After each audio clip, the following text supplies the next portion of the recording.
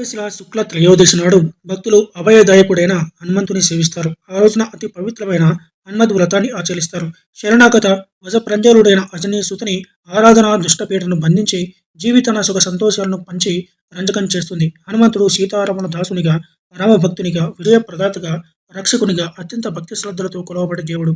ఆంజనేయుడు, హనుమాన్, బజరంగ బలి, మారుతి, అంజనీసుతుడు వంటి ఎన్నో పేర్లతో హనుమంతుని ఆరాధిస్తారు. దేశ విదేశాల్లో హనుమంతుని గుడి లేని ఊరు అరుదు.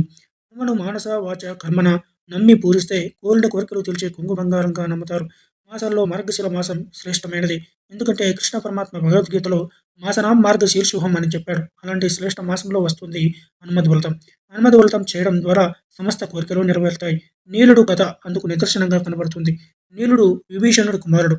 ఒకనాడు అతడు తండ్రితో, ప్రభు, లంకా నగరంలో సకల సంపదలు ఉన్నాయి, కానీ రాజగృహంలో కానీ లంకా రాజ్యంలో కానీ కల్పవృక్షం, కామధేనువు, చింతామణి లేవు. శ్రీరామచంద్రుని సేవలో ధన్యుడమైన నీవు ఆ అమూల్యమైన నిధుల్ని ఎందుకు పొందలేకపోయావు అని ప్రశ్నించాడు. అందుకు విభీషణుడు, కుమార, శ్రీరాముని పాద పద్మాల సేవనే బ్రహ్మానంద సాగరంలో ఒలలాడే నాకు అలాంటి వాటిపై కోరిక కలగలేదు.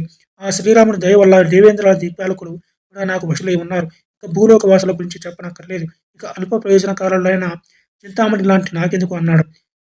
పుత్రుడికి కీర్తి రావాలని ఆశించి విభీషణుడు ఇలా అన్నాడు. పుత్ర, నీల దేవలోకంలో కల్పవృక్షం, కామధేనువు, చింతామణి ఎల్లప్పుడూ దేవతల వద్దే ఉంటాయి. నీకు అవి కావాలనుకుంటే సాధించు. అందుకు గురు శుశ్రూష చేసి దేవతల్ని ఉపాసించాలని చెప్పాడు. నీరుడు తండ్రి మాటను శిరస వహించి తండ్రికి నమస్కరించి గురువు అయిన శుక్రాచార్యుల వరకు చేరి పాదసేవ చేయడం, అవసరమైన ద్రవ్యాలు సమకూర్చడం వంటివి చేస్తూ గురువుని సంతృప్తిపరిచాడు. 10-12 సేవించాక శుక్రాచార్యులు సంతోషించి, నాయన, నీ కోరిక ఏమిటి అని అడిగాడు. నీలుడు తన కోరికను తెలియజేశాడు. అంతటా భార్గవుడు, నీల, అన్ని విద్యలకు రాణి అనదగిన మంత్ర విద్యను, కోరికలన్నింటినీ తీర్చగల దానిని ఉపదేశిస్తాను. శ్రేష్టమైన వ్రతాన్ని ఉపదేశిస్తాను. వాటి వల్ల నీకు దివ్యరత్నాలు తప్ప కలిగిస్తాయన్నాడు. మృగశిర నక్షత్రం అందుకు అనుకూలమైంది. ఆ మర్నాడు మృగశిర కావడంతో శుక్రాచార్యుడు పంచముఖాంజనేయుని మంత్రాన్ని, సమస్త ప్రయోజనాలు నెరవేర్చగల హనుమద్ వ్రతాన్ని ఉపదేశించాడు. గురువు ఆజ్ఞ మేరకు నీలుడు హనుమద్ వ్రతాన్ని భక్తి శ్రద్ధలతో ఆచరించాడు. అప్పుడు హనుమంతుడు నీలుడికి సాక్షాత్కరించాడు. నీలుడు అనేక స్తోత్రాలతో స్తుతించాడు. నీలకృత స్తోత్రంగా ఆ స్తోత్రాలకు సంతృప్తి చెందిన హనుమంతుడు, ఇలా భక్తి ప్రవృత్తుల వల్ల నా భక్తులలో శ్రేష్ఠుడు వినవు. నీవు కోరుకున్న వాటిని తప్పక ఇవ్వగలను. రేపు అమరావతి వెళ్ళి ఇంద్రుని జయించి చింతామణి, కల్పవృక్షం, కామధేనువు పొందగలవు. అంతేకాదు, దేవతాస్త్రాలలో రత్నం లాంటిది, అందం, వయస్సుల సౌభాగ్యవతి అయిన మనసుందరిని కూడా పొందగలవు. మృగశిర నక్షత్రం నీకు నిలయమవుతుంది. నీ పేరు మీద ఈ పురుషోత్తమ నక్షత్రం నీలాద్రిగా కేతి పొందుతుందని అనేక వరాలిచ్చాడు. వ్రతం నిష్ఠతో ఆచరించిన వారు నీలాగే వెంటనే కోరిన ఫలితం పొందగలరని చెప్పాడు. కాబట్టి హనుమద్ వ్రతం ఆచరించడం వల్ల కోరిన కోరిక నెరవేరగలవని అర్థమవుతుంది. తర్వాత నీలుడు శత్రువులు భయపడిన పరాక్రమం వ్యర్థమని భావించి ఒక దూతని పిలిచి నీలుడు ఇంద్రుడికి తన కోరిక గురించి కబురు పంపాడు.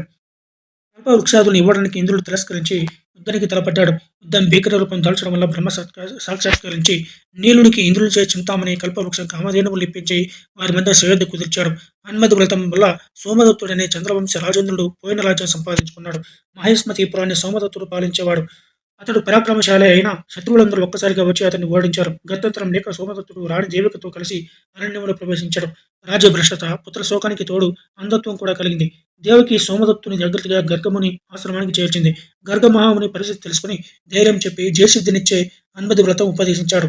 గురువు ఆదేశం ప్రకారం సోమదత్తుడు భక్తి శ్రద్ధలతో హనుమద్ వ్రతం నిర్వహించాడు.